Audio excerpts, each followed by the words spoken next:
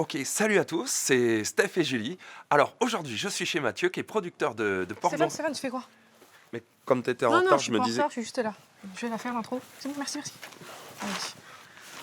Bonjour à tous.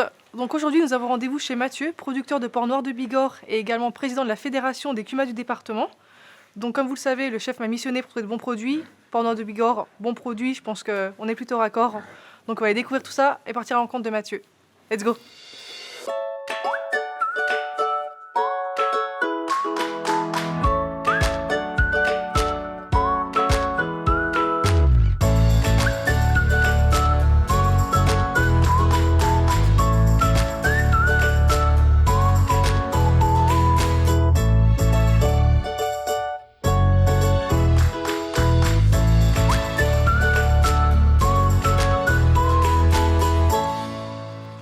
Bonjour Mathieu. Bonjour, Julie, enchantée.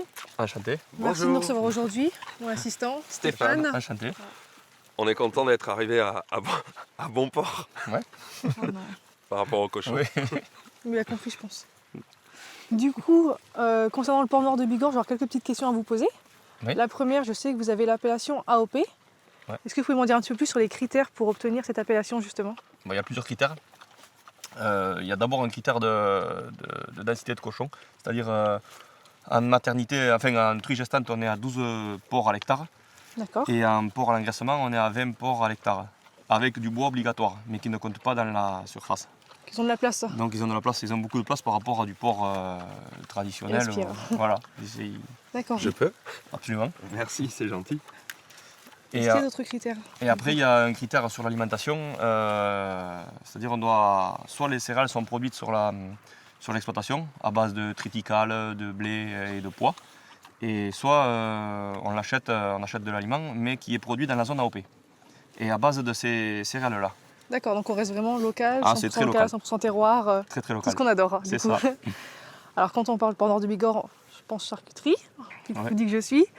Du coup, quel produit vous proposez? Bon, le Avec produit cette phase phare sur le nord du Bigorre, c'est bien sûr le jambon. Forcément le grand classique. Ça, Hein. c'est le jambon. Mais après, il y a tous autres produits de charcuterie, saucissons, saucisses, et pâté, boudin, tout ce qui se fait dans le cochon, tout est Le bon. classique, voilà. Exactement. C'est, Donc on a vraiment le choix là, on a de et quoi aussi, faire. ouais, il y a aussi une partie de viande fraîche, enfin de la viande fraîche, des côtes de porc, des On longes. les trouve en ça. boucherie, d'accord. Voilà, qu'on trouve en charcuterie, boucherie traditionnelle. Après c'est vrai que les gens pensent souvent trop gras, trop salé quand on parle de viande de porc. Je pense que vous avez quelques spécificités. Bon, le porc, le nord du Bigorre, le support gascon, c'est la race autochtone des Pyrénées.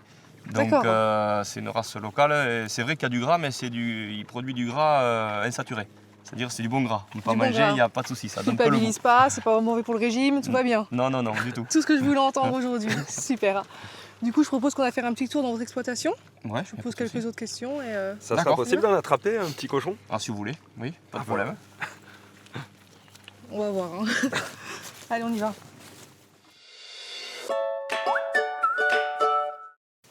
Alors du coup, j'ai pu voir que c'est quand même une sacrée exploitation que vous avez. Je sais que vous avez commencé en 2004, mais ça fait seulement 2 ans que vous faites du porc noir de Bigorre. Du coup, je voulais savoir pourquoi avoir pris ce chemin, cette direction. En fait, moi, j'ai commencé à m'installer sur l'exploitation de mes parents, qui était en production laitière. Et la première crise du lait a fait que j'ai voulu me réorienter sur des productions sous signe officiel de qualité et valorisantes. Depuis 2007, on fait du haricot et depuis 2015, du porc noir de Bigorre. J'ai eu la chance de rentrer dans le consortium et dans le groupe d'éleveurs en tant que naisseur et engraisseur. Donc maintenant, j'arrive à vivre de mon métier. C'est bien, c'est une fierté. Oui, quelque part, c'est une fierté d'arriver à produire quelque chose un porc de qualité et dans son environnement Merci, naturel. Mathieu. Vous avez raison. Vous voulez que j'attrape lequel? Le premier, celui que tu peux, Le porc favor? le porc. Par rapport au... Ouais.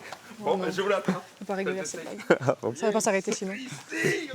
Du coup, quand on est producteur de porc noir de Bigorre, sur l'année, les activités, elles s'étalent comment? En tant que naisseur, c'est toute l'année. D'accord. Parce qu'on a 3 bandes. En fait, j'ai 30 truies et D'accord. on fonctionne en bande de 10 truies. Donc tous les 2 mois, 2 mois et demi, il y a des naissances. Donc c'est toute l'année, quoi. Pas de repos. Pas de repos. Mais bon, c'est du travail plaisant. Ouais. Donc, vous avez beaucoup de travail, j'imagine. Est-ce que vous avez des aides particulières pour... Oui, sur l'investissement de la part du conseil départemental, sur l'investissement matériel pour les cochons ou pour d'autres productions, mais via les CUMA. Ouais. D'accord. Donc là, vous me parlez des CUMA. Je sais que vous êtes président de la Fédération des CUMA du département. Je ne vous cache pas que c'est un terme que je n'avais pas entendu avant, donc si vous pouvez m'en dire un petit peu plus.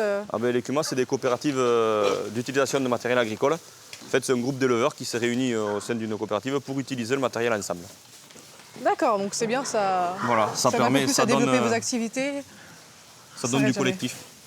D'accord, c'est super. Écoutez, merci beaucoup Mathieu pour toutes ces informations. Je pense que ça va vraiment plaire au chef. Moi, je vais essayer de retrouver Stéphane, puisqu'il est parti courir.